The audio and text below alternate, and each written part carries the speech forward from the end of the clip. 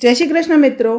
आलू पराठा भूलावी दे तेवो एकदम टेस्टी और हेल्धी नवा नास्तानी रेसिपी आज हूँ अहींया तमारी माटे लईने आवी छुं। आने तमे शुं नाम आपशो ए तो तमे मने आगळ विडियोमां जणावजो। पहला तमे विडियो जोवो अने पछी नामनुं जे सजेशन छे ए तमे मने विडियोमां आगळ जणावजो। बट आ देखावमां एकदम टेस्टी एवी हेल्धी रेसिपी जो पसंद आवे तो विडियोने एक लाइक चोक्कसथी आपजो अने आवा बीजा नवा विडियोज जोवा माटे चेनलने सब्सक्राइब करी बाजुमां आपेलुं बेल आइकन प्रेस करी ऑल नोटिफिकेशन प्रेस करजो अने हाँ विडियो तमारा फ्रेंड्स फैमिली मेम्बर साथे शेर करवानुं भूलता नहीं। तो सौप्रथम मैं अहींया 2 कप जेटली पालक लई लीधी छे अने पालकने आपणे पहेला बॉइल करवानी छे। बॉइल करवा माटे मैं आ रीते अगारोनी कढ़ाईनो उपयोग कर्यो छे। एकदम मोटी साइजनी छे अने रिवाइटेड हेन्डल साथे आ कढ़ाई आवे छे अने एकदम मजबूत क्वॉलिटी है तेनी। जो तमारे परचेस करवी होय तो लिंक तमने डिस्क्रिप्शन बॉक्स में मळी जशे। अहींया मैं तेमां पाणी एड कर्युं अने 1 चमची खांड उमेरी छे। खांड उमेरवाथी ज्यारे आपणे तेमां पालकने बॉइल करीशुं ने तो पालकनो कलर एकदम सरस ग्रीन रहेशे। तो पाणी एकदम सरस गरम थई जाय एटले गैस बंध करवानो अने तेमां आ पालकना पान उमेरी लेवाना छे अने आ रीते तेने पाणीमां एकदम सरस डूबोळीने राखवाना छे अने त्यारबाद आपणे ढांकण बंध करी दईशुं। आ कढ़ाई जे छे ए लीड साथे आवे छे एटले ए लीड ज हूँ अत्यारे ढांकी दऊं छुं। लगभग 3-1 मिनिट बाद ढांकण खोली अने चेक करवानुं तो पालकना जे पान छे ते एकदम सरस बफाई गया छे कारण के पालक सॉफ्ट होय छे अने ए फटाफट बफाई जती होय छे। तो आ जे पालकमां पाणी छे ए बधुं आपणे आ रीते काढी लईशुं अने आने थोड़ी वार माटे ठंडो थवा दईशुं।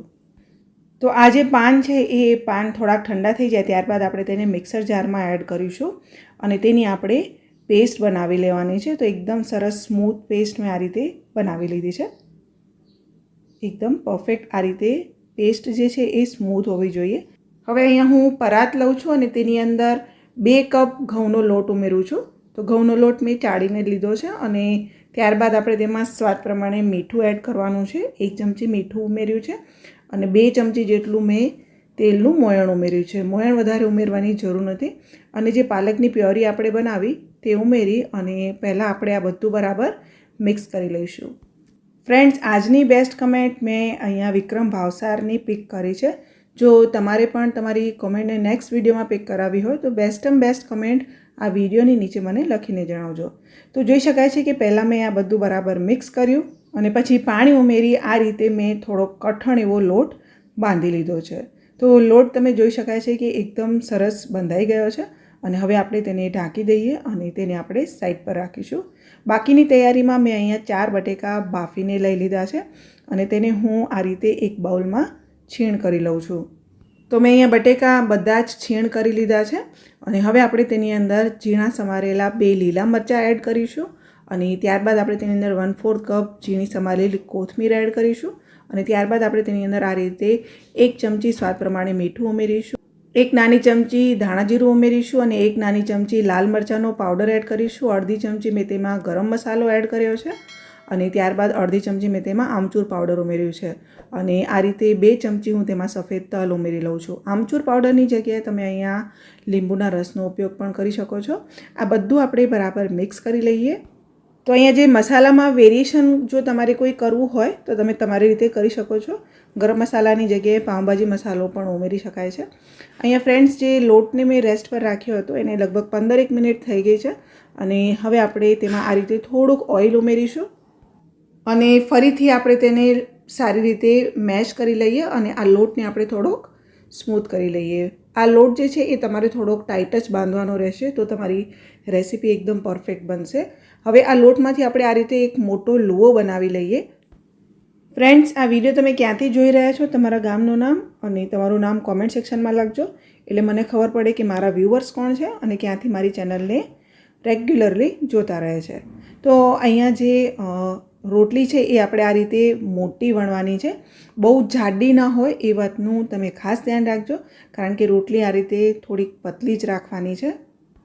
आ रोटलीमां हूँ थोड़ाक सफेद तल पण आ रीते स्प्रिंकल करी लऊं छुं अने त्यारबाद आपणे फरीथी तेने वेलणनी मददथी थोड़ुंक प्रेस करीने वणी लईशुं।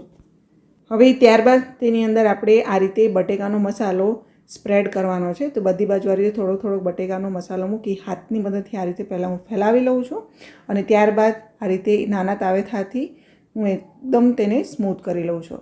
તો બધી બાજુ એકદમ સરસ સરખું આપણે પાથરવાનું છે અને હવે આપણે આનો એક રોલ વાળવાનો છે. તો રોલ જોઈ શકાય છે કે આ રીતે એકદમ સરસ પ્રેસ કરીને વાળવાનો છે. એકદમ ફિટ રોલ હોવો જોઈએ એ વાતનું ખાસ ધ્યાન રાખજો, વચ્ચે જગ્યા ન હોય. એક વખત રોલને આ રીતે આપણે પ્રેસ કરી અને રોલ કરી દઈશું એટલે એકદમ સરસ તે તૈયાર થઈ જશે અને ચોંટી જશે. તો એક્સ્ટ્રા જે કિનારી છે આ રીતે સાઈડમાં એ મેં કટ કરી લીધી છે અને હવે હું આના પીસીસ કટ કરી લઉં છું. તો આ પીસીસ કટ કરવા માટે થોડીક ધારવાળી છડીનો જ ઉપયોગ કરવાનો એટલે એકદમ સરસ પીસ તમારા કટ થઈ જશે. અને હવે દરેક પીસ ઉપર આ રીતે થોડાક સફેદ તલ સ્પ્રિંકલ કરી લેવાના છે અને હાથની હથેળીથી આપણે આ રીતે પ્રેસ કરી અને તેને આ રીતે બિલકુલ નાની સાઇઝની ટિક્કી અથવા નાના નાના આલુ પરાઠા જેવું કહી શકાય તેને. પિનવ્હીલ પરાઠા પણ આપણે તેને કહી શકીએ. જો તમારે પાટલી ઉપર ના પ્રેસ કરવું હોય તો હાથમાં થોડુંક ઓઇલ લગાવીને પ્રેસ કરી શકાય છે.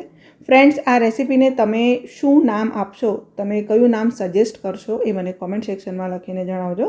અને તમને રેસીપી લુકવાઇઝ પસંદ આવી હોય તો પણ કોમેન્ટ સેક્શનમાં યમ્મી લખજો. તો આની થિકનેસ જોઈ લો, બહુ જાડા ના હોવા જોઈએ. અને હવે આને શેકવા માટે મેં અગારોના હનીકોમ્બ તવાનો ઉપયોગ કર્યો છે. તો આ હનીકોમ્બ તવો જે છે એ નોનસ્ટિક જેવું જ કામ કરે છે અને તેમાં આપણે થોડુંક ઓઇલ ઉમેરીશું. ઓઇલ એટલા માટે ઉમેરવાનું જેથી કરીને આપણી રેસીપી જે છે એ થોડીક અંદર સુધી ક્રિસ્પી બને. અને આ રીતે ઓઇલને હું તવા ઉપર બધી બાજુ ફેલાવી દઉં છું. આ નોનસ્ટિક જેવું જ કામ કરે છે, આમાં બહુ ઓઇલ ઉમેરવાની જરૂર નથી. પણ આપણે આ જે રેસીપી છે એ થોડુંક ફ્રાય કરીને બનાવવાની છે, થોડાક તેલની અંદર ફ્રાય કરીને બનાવવાની છે. અને બટેકા છે એ ચોંટી જાય જો તમે નોર્મલ તવો યુઝ કરો, એટલે મેં હનીકોમ્બ તવાનો ઉપયોગ કર્યો છે અહીંયા. અને થોડુંક થોડુંક તે ફ્રાય થાય એટલે આપણે તેની સાઈડને આ રીતે ચેન્જ કરીશું. જો તમારી પાસે નોનસ્ટિક હોય તો તમે તે પણ યુઝ કરી શકો છો, બટ તે ખૂબ જ હાર્મફુલ હોય છે આપણા સ્વાસ્થ્ય માટે. અને હનીકોમ્બ તવા એ સ્ટીલથી બનેલા હોય છે એટલે એ બિલકુલ હાર્મફુલ નથી. જો તમારે પરચેસ કરવું હોય તો લિંક તમને ડિસ્ક્રિપ્શન બોક્સમાં મળી જશે. બંને બાજુ ક્રિસ્પી થાય ત્યાં સુધી આપણે તેને આ રીતે ધીમા તાપે જ ફ્રાય કરવાનું છે એટલે અંદર સુધી પણ તે એકદમ સરસ કૂક થઈ જાય અને ફ્રાય થઈ જાય અને એકદમ સરસ ક્રિસ્પી બને. તો બંને બાજુ ક્રિસ્પી થાય એટલે હું તેને તરત જ બહાર કાઢી લઉં છું. આ બહુ જ સ્વાદિષ્ટ બની હતી અને તમે આલુ પરાઠા ભૂલી જાઓ, આલુ ટિક્કી ભૂલી જાઓ, એટલી સ્વાદિષ્ટ અને એટલી ક્રિસ્પી બની હતી. અને મેં જે નામ આપ્યું છે તે છે મિની આલુ પરાઠા અથવા પિનવ્હીલ આલુ પરાઠા. તમે કયું નામ સજેસ્ટ કરશો ફરીથી કહીશ કે કોમેન્ટ સેક્શનમાં લખજો. એકદમ નવી રેસીપી છે. તો બાકીના પિનવ્હીલ આલુ પરાઠા મેં આ રીતે ક્રિસ્પી કરી અને તેને ધીમા તાપે ઓછા તેલમાં ફ્રાય કરી લીધા છે. તો ફ્રેન્ડ્સ, આ રેસીપી તમને લોકોને કેવી લાગી એ મને કોમેન્ટ સેક્શનમાં લખીને જણાવજો. વિડીયો ગમ્યો હોય તો લાઇક કરજો, તમારા ફ્રેન્ડ્સ અને ફેમિલી મેમ્બર સાથે શેર કરજો. આવા બીજા નવા વિડીયોઝ જોવા માટે ચેનલને સબસ્ક્રાઈબ કરી બાજુમાં આપેલું બેલ આઇકન પ્રેસ કરી ઓલ નોટિફિકેશન પ્રેસ કરજો.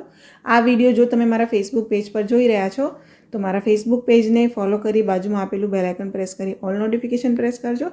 ફરીથી મળીશું એક નવી રેસીપી સાથે. ત્યાં સુધી તમને બધાને મારા જય શ્રી કૃષ્ણ.